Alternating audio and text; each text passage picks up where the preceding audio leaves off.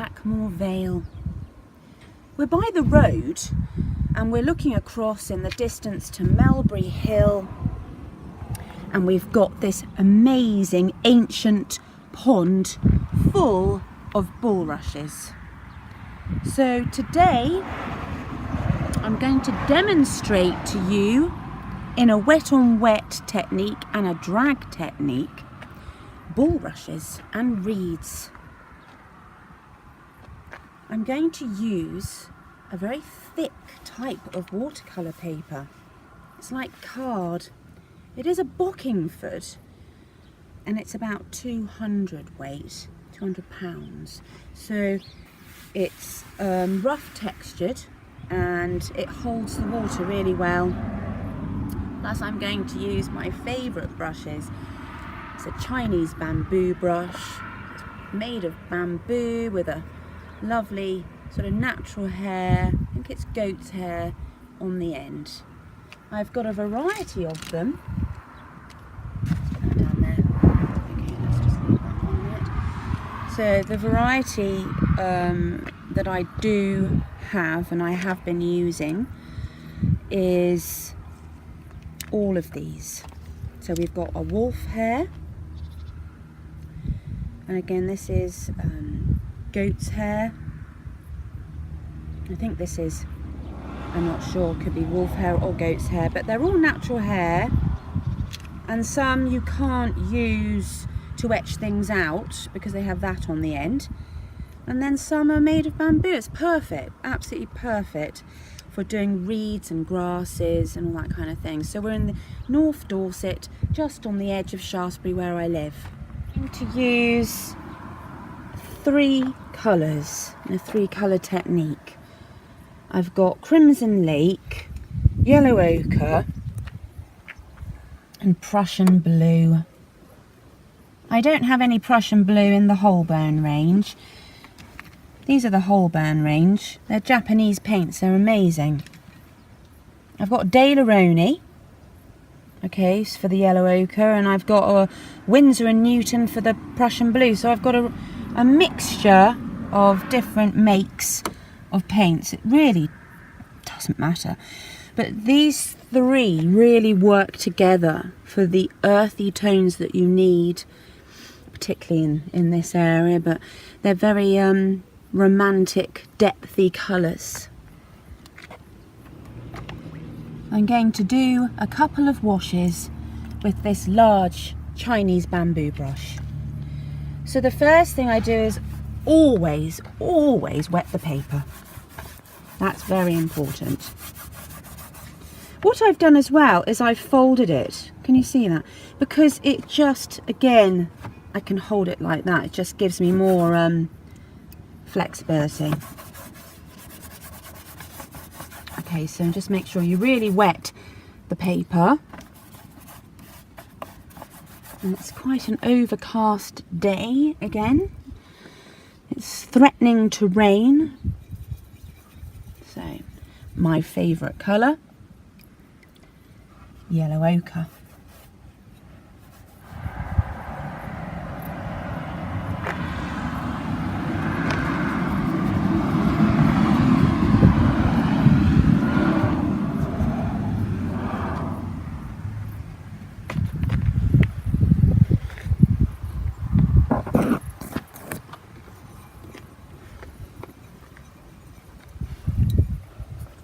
Do a slightly different colour all the way through. Let it cascade down, bring it across. Let it drizzle off.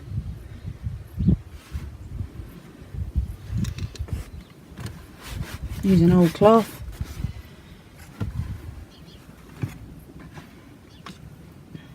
So at the moment I've put 2 washes on, Yellow Ochre and Crimson.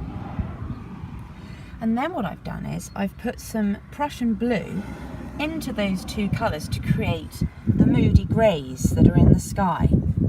And that is what I'm going to sweep on now, to swirl it, dab and dash it, because I just want some energy there. So that's basically, that's how quick I work. Again, I don't worry about if there's a hair in the sky. Put crimson into the grey just to slightly change that grey, and again you might just put a little bit in there, a little bit up there.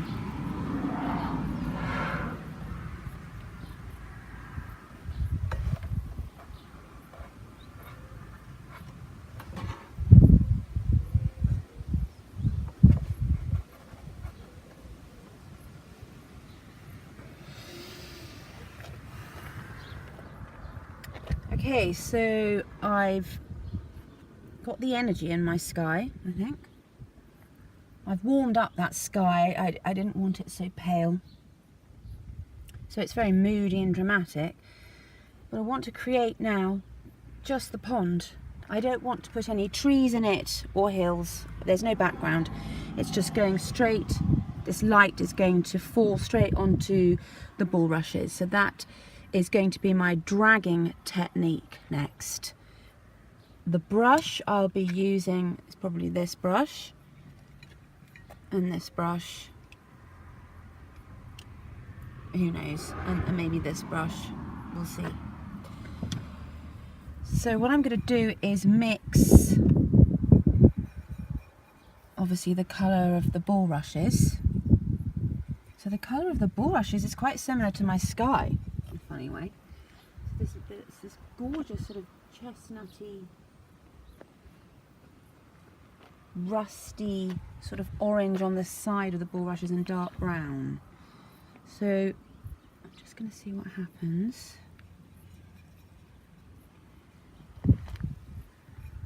And get some reed colours on, the golds. Not do it too green.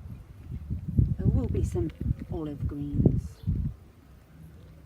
Okay, so I'm sweeping up. Can you see that? I'm dragging up. And it's wonderful because when you're outside, you can really study the movement, and all the reeds, even the bulrushes, are being blown to the left. This is a great technique for doing crop fields as well, long grasses, all different types of, you know, dried seed heads. Maybe you could use these colours.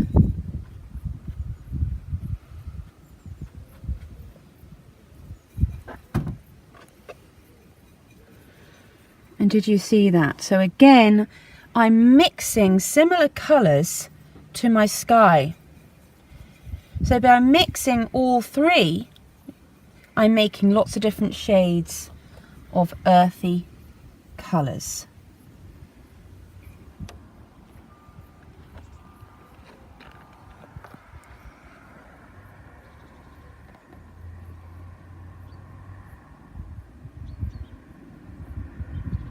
I want the bulrushes to be like explosions on the paper. I don't want them too perfect.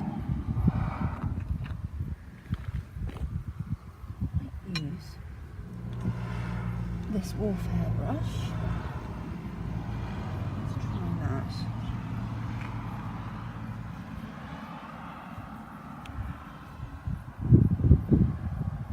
And then again, if you have to make some more colour, you've just got to be so diverse with your colour mixing. Just go for it. Don't hesitate. Just do it. Just get the colours on. But you're not complicating it by using too many tubes of paint. You're just using the 3-colour technique.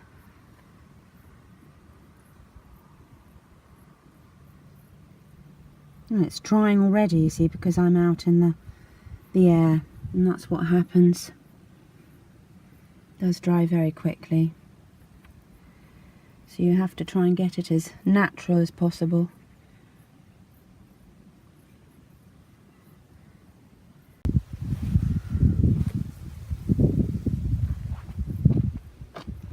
So So by finishing off my bulrushes, what I will do when it's dry almost is just take just the tiniest sort of area of this bamboo brush and flick up to get the spiky ends on the top. And I was saying about doing the little spikes on the top. If you have a brush that goes into sections like that, can you see how it's split?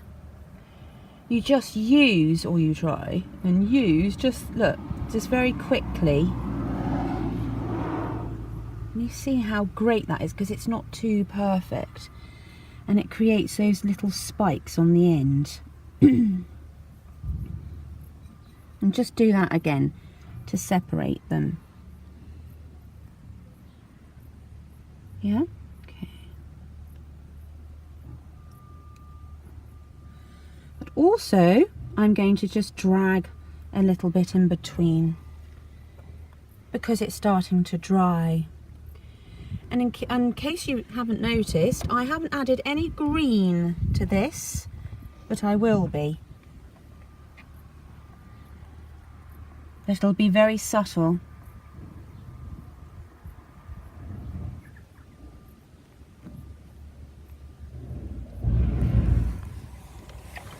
So I'm going to now attempt to add some green, sort of in between to fill in.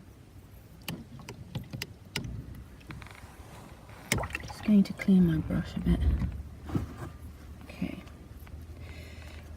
What I do tend to do quite a lot is I mix into the same colour. I don't worry about that at all. That's how I get the strength and the depth of the colours. So I'm just going to add some yellow ochre into that.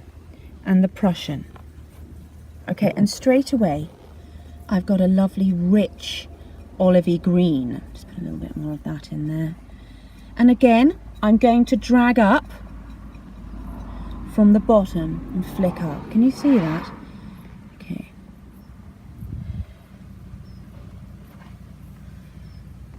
Again, you can do lots of different variations of the green.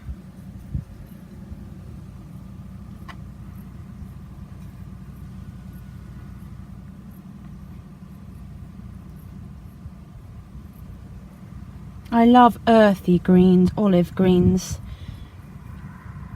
I don't like greens to be too bright. It's just the way I see greens. But the mixture of Prussian blue, yellow ochre, a little bit of crimson, it just works.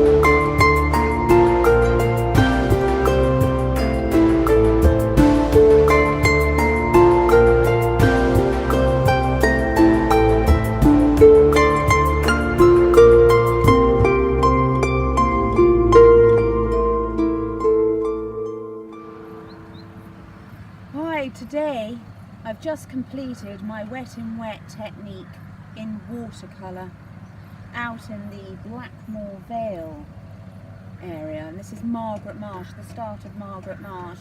We've just dropped down off Shaftesbury Hill. We came across this amazing bulrush pond, and I just wanted to paint it. So we've had a mixture of grasses and bulrushes, and also it's just about to spot rain, definitely, the rain's coming.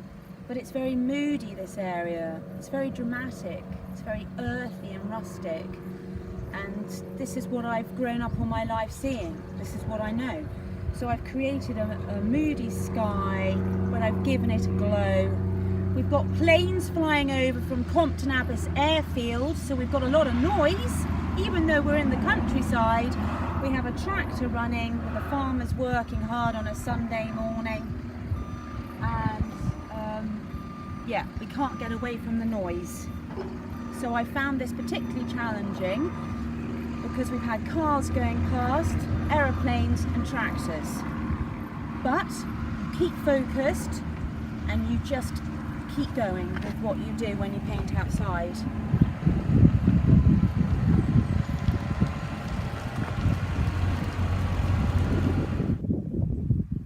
Bye for now.